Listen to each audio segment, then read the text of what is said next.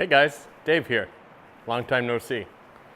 As you may have noticed, this is a different atmosphere than you are typically seeing me, and it's been a long time since I've done an update, so obviously there have been changes afoot.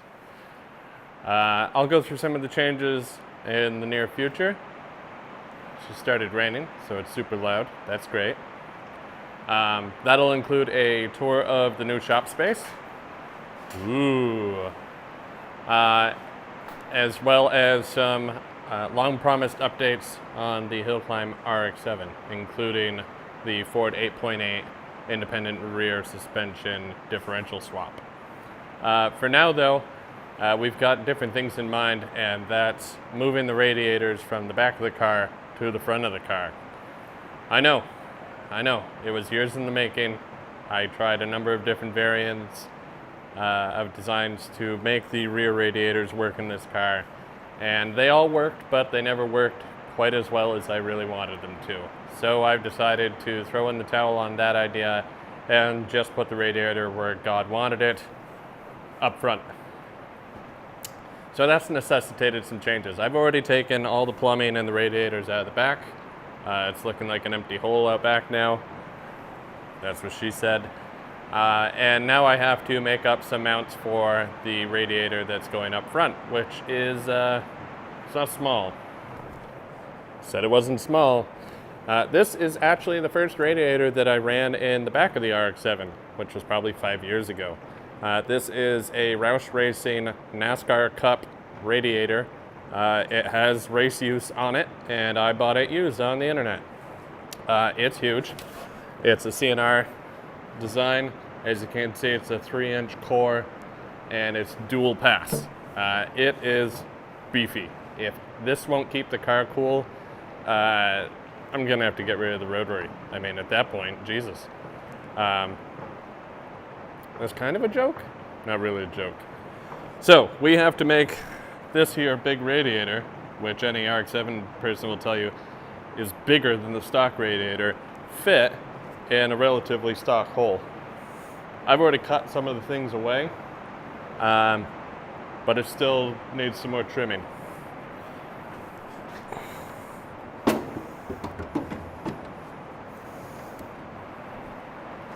So we're close, just not quite there. So join me as I do a poor job filming this. So here's the radiator placed in between the frame rails. It barely fits between the frame rails. And as you can see, I have the oil cooler removed so we can actually get at some things. I cut off a bunch of the brackets here. We no longer need them. But big gap there. And as you can see up here, I could really use a little bit more headroom. So what I'm going to do is I'm going to drop the belly pan down. We'll make a new belly pan that actually squares off, because this one you can see tapers in on the sides. And that should give us a little bit more height, and then we'll have to fabricate a lower mount and an upper mount. And I might just cut these side pieces out some more because they're really not all that useful to us. The overall theme for this car has always been cut, and cut some more, so why stop now? All right, so removing the belly pan definitely bought us some more room. I put these jack stands under here at the lowest possible level that I would want the radiator, and it doesn't quite get there because there's an expansion tank side on the radiator, so it can't even fit that far down. I don't want to notch things on the frame, so I think that's probably going to be about the height that we go with. And I'm not bothered by that because that means it's not the lowest thing on the car. I would like to maintain the subframe as being the lowest thing on the car and keep everything tucked up. So, progress. Let's flash forward a little bit. All right, so the game plan now is, because we don't need these pieces, they're not doing anything. These were what the original radiator mounted to. Just gonna cut them out. And I hate the death disc, so we're going Sawzall in this bad boy. Thinking straight line, and we'll come right across here. And then once we have that cleared out, we can make our own mounts, which will be better suited to supporting that massive radiator. These things have been kind of beat up over the years anyway. It is, after all, a 32-year-old car.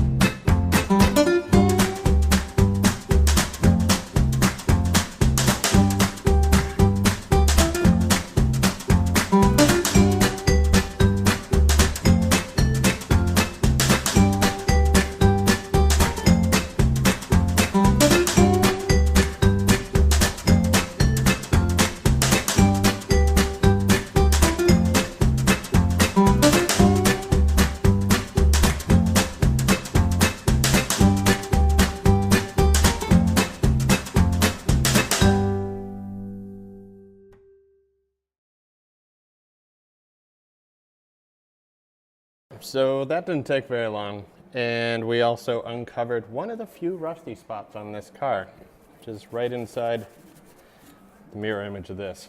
And I don't feel like repositioning the camera and all the lights to show you. It's not horrible, it's surface rust. I can clean it up pretty easily. This car was originally from Maryland, so it didn't see a lot of salt and stuff, and since it's been in New England and in my possession for almost 7 years, it has not been outside except to go to a racetrack. So that's heartening, and also a sad reminder that even our old friends like this will take a lot of maintenance to keep the rust demons from eating them alive. But we got good clearance there, so I think we can mess around with the radiator again. Hey.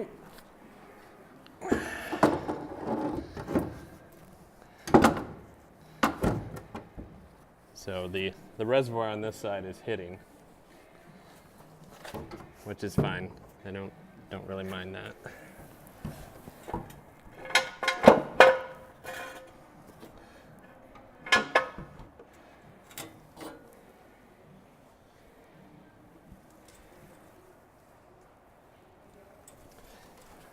Starting to wonder if I should bother angling at all, or if I should just go straight.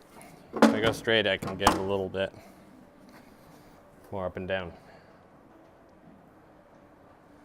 Oh boy, I think I'm gonna end up having to notch this stupid frame. I want to get it low enough, because these are the holes for my hood pins, so obviously the hood comes down right on top of this.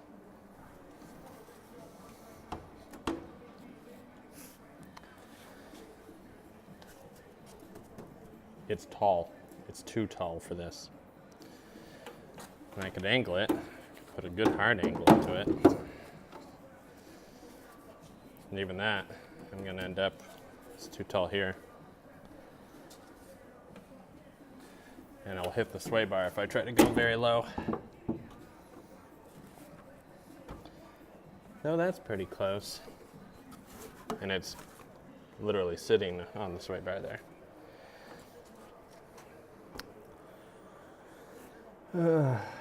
This is why it takes a long time to build race cars. There's a lot of fixing problems like this.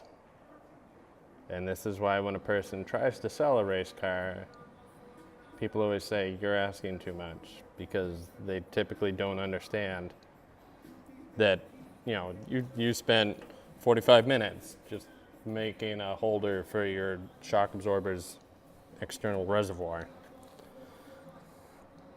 And there's brackets like that all over the car, and there's hours and hours of troubleshooting. And a lot of those hours were spent also drinking, but some of them were sober, so that counts as work. Yeah, I think I am gonna have to notch this, though. And I could probably just take this lower bit off the radiator, and that'll give me more space, because that's what's hitting the sway bar right now. I don't want to do that though. Can't ever be easy.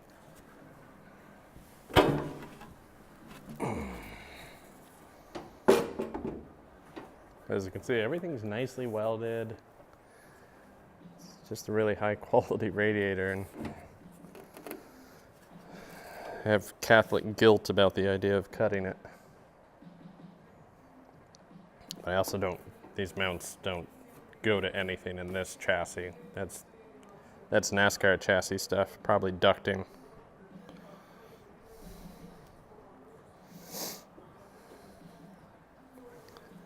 Oh, the things we do in the name of racers.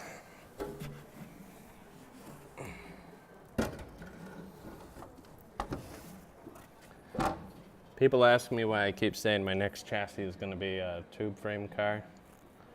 It's because all this stuff is just easier. It's built to be a race car. You're not dealing with, you know, the compromises that the Mazda engineers had to put in to meet crash standards, or to have pedestrian crash standards, which are even stranger, or just to keep things cheap for manufacturing. It's a lot that goes into making a car, and I'm not interested in most of it when it comes to race cars. Just want stuff out of my way. I don't know. I'm going to think on this one. So I think I've got my answer, and it's probably one I should have just gone with from the first go. It's cut more. I'm going to cut these out of the way completely so I can lean the radiator right down. That'll buy me, because I've got plenty of length here to work with. I don't have much height. So if I lay it over, that'll give me more room. The only reason I would need to maintain any of this, I mean, I'm already going to do a tube frame front bumper. I do want to maintain the mounting holes for the headlight covers, because I don't feel like remaking those.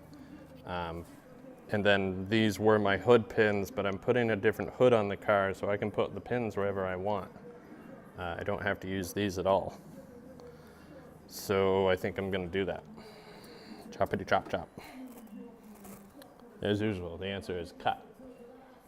So I guess we'll just do it.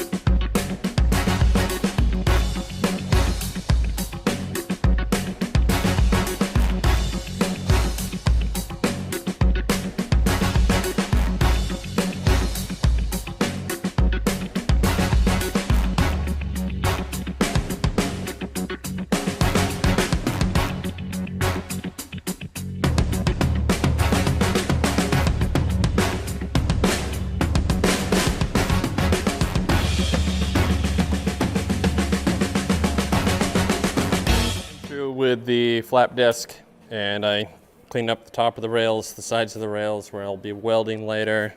Did some other cleanup, especially the little spot of rust. Anywhere else I saw spots of rust, I hit that. That way when I come through and prime and paint later, that'll be all sealed up and good to go. Before I go further on this, I want to knock out a little bit of my front tubular bumper setup. So that means I'm going to be cutting some mounts to fit where the stock bumper mounts were. I'm doing a little bit of tubing bending and getting that set up, and then I can probably get rid of a lot of this stuff too. Cut. That'll get it out of my way and make life easier for setting all this up and getting it just so. So I think that's going to be it for this video. If you've enjoyed this content, please like and subscribe. If you don't like this content, please like and subscribe. I'm going to try to be a little bit more consistent about producing videos. We are getting into race season. It's early April now. First race of the season, or first hill climb, is a Scutney in the middle of May. And then 2 weeks after that, I'm moving into a new house, which is a lot closer to the shop, which should be conducive to more things getting done. So again, apologies for the drought of content, and hope to hear from you soon. If you have questions about the car, please reach out. Can do a full read-down, or maybe it's just time to do here's an update on the car. There's been a lot of changes. All right, thanks for watching. Here's my stupid face.